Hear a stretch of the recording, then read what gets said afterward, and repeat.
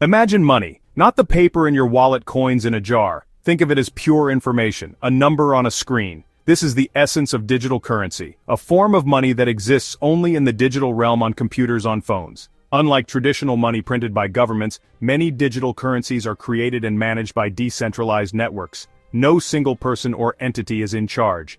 Built by the people, for the people, connected through the invisible threads of the internet, reshaping our understanding of value itself. Enter the Pi network, a unique experiment in the digital universe, a bold vision. Everyone can participate, no energy-hungry miners required, designed to run on a smartphone.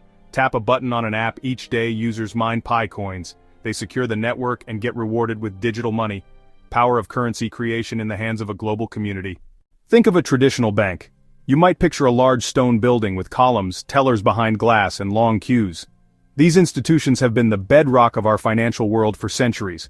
They hold our money, process our payments, and lend us funds to buy homes or start businesses. They are intermediaries, the trusted third parties that stand between buyer and seller, between sender and receiver. They are essential, but they are also products of a physical, pre-internet era. Their processes can be slow, their fees can be high, and their doors are not always open to everyone, everywhere. Now let's dissolve that stone building into light and data. This is a digital bank. It has no physical branches, no marble floors, no long lines. Its home is the internet. Its address is an app on your smartphone.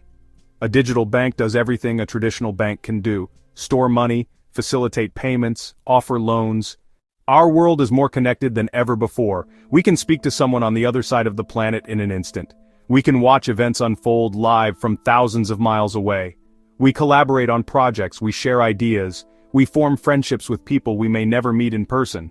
This is the miracle of our interconnected age. Yet when it comes to money, invisible walls suddenly appear. Sending a simple payment from one country to another can feel like a journey back in time. It's a journey fraught with delays. It's a journey fraught with complex forms. It's a journey fraught with surprisingly high costs. Consider the old way of sending money internationally. You would go to a bank, you would go to a wire transfer service, you would fill out paperwork with account numbers, you would enter SWIFT codes, you would provide intermediary bank details. Your money would then begin a slow, multi-step journey. It might pass through several different banks in different countries, each one taking a small piece of the transaction as a fee. It could take days for the money to finally arrive. The amount received might be less than what was sent. This friction slows down commerce. This friction complicates family support. Let's embark on a small journey. Imagine you are in New York, and you want to send money to your friend, an artist living in Tokyo, to buy one of their digital artworks. In the world of Pi, this process is designed to be extraordinarily simple. The first step happens right on your phone. You open your Pi wallet, which is part of the Pi app. This wallet is your personal secure container for the Pi coins you have accumulated. It's like your digital bank account, but one that you, and only you, control with a secret passphrase. The second step is to initiate the payment. You don't need to know your friend's bank account number. You don't need to know their bank's address. You don't need to know any complex international codes. All you need is their Pi public key, which is like their PI username or email address for receiving payments. You tap on the send button in your wallet. You then enter your friend's public key, or perhaps you just scan a QR code they sent you, and the amount of Pi you wish to send. Let's say 10 Pi for the artwork. You review the details on the screen to make sure everything is correct. The third step is authorization. Fingerprint facial recognition typing in your wallet's passphrase. This is your digital signature, your personal command to the network to proceed. Now let's shift our perspective across the globe to Tokyo. Your friend, the artist, is waiting to receive the payment for their digital creation. What do they need to do? The beautiful answer is almost nothing. The process of receiving Pi is passive and effortless. Their Pi wallet is always ready to receive funds, 24/7, from anywhere in the world. They don't need to approve incoming transactions or sign paperwork. Pi network handles arrival automatically and securely, acting as a universal welcome mat for value. Your friend might receive a notification on their phone.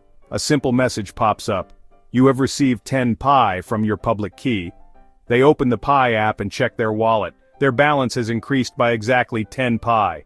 The amount sent is the amount received. No surprise deductions from intermediary banks. No hidden currency conversion fees eating into the value. The transaction is clean, direct, and transparent. The value that left your wallet in New York is the exact same value that arrived in their wallet in Tokyo. Next, your friend decides what to do with their new pie. In any financial transaction, especially one that crosses borders, trust is the most valuable commodity.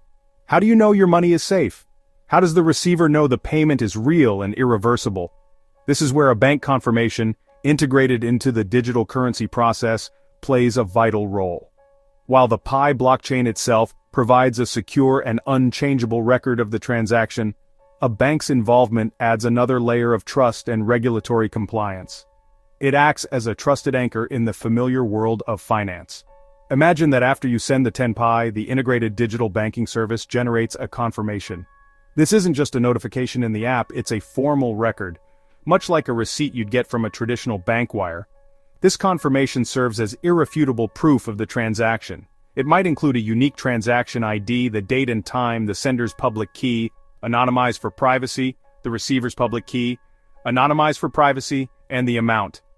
This document, certified by a regulated financial institution, provides a level of legitimacy that is crucial for commerce.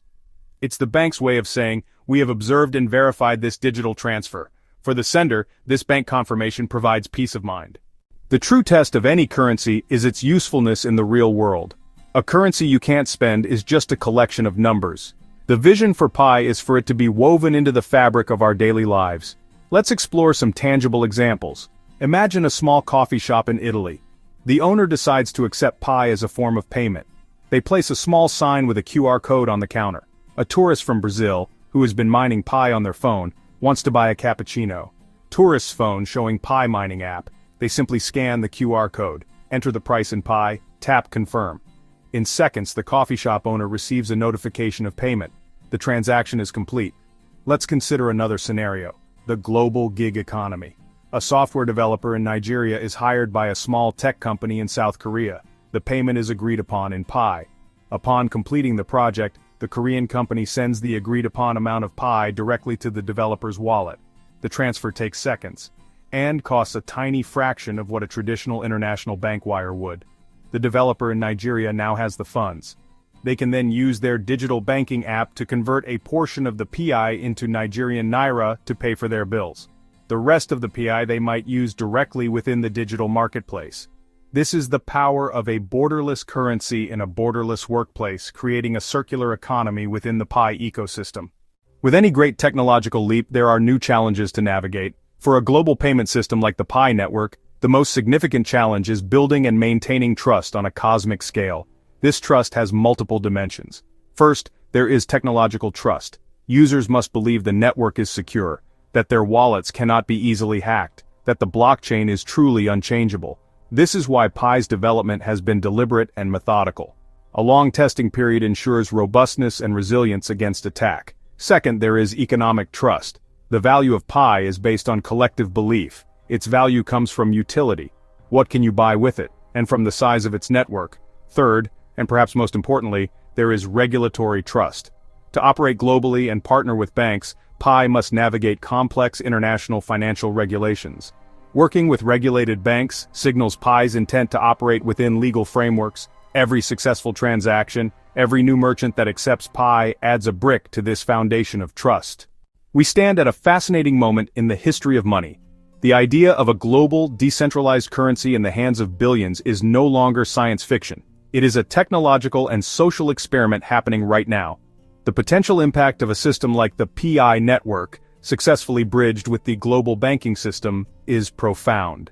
It could represent a fundamental rewiring of the world's economic plumbing. For individuals, it promises a future where financial borders are far less meaningful, empowering them to earn, empowering them to spend, empowering them to share value with anyone, anywhere. This could be a powerful force for financial inclusion. There are billions who have a smartphone but no traditional bank access. A mobile-first digital currency gives them a direct entry point into the global economy. They can receive payments, they can save value, they can build a financial history without ever stepping foot in a bank branch. This could unlock untold economic potential. Artisans connecting to buyers globally, farmers reaching new markets, entrepreneurs scaling beyond local constraints. But the direction of travel is clear. We are moving toward a more interconnected, more digital and more democratized financial world. a future where money flows as freely as information, empowering individuals and connecting the economic destiny of our entire species as we venture forth into a new digital cosmos.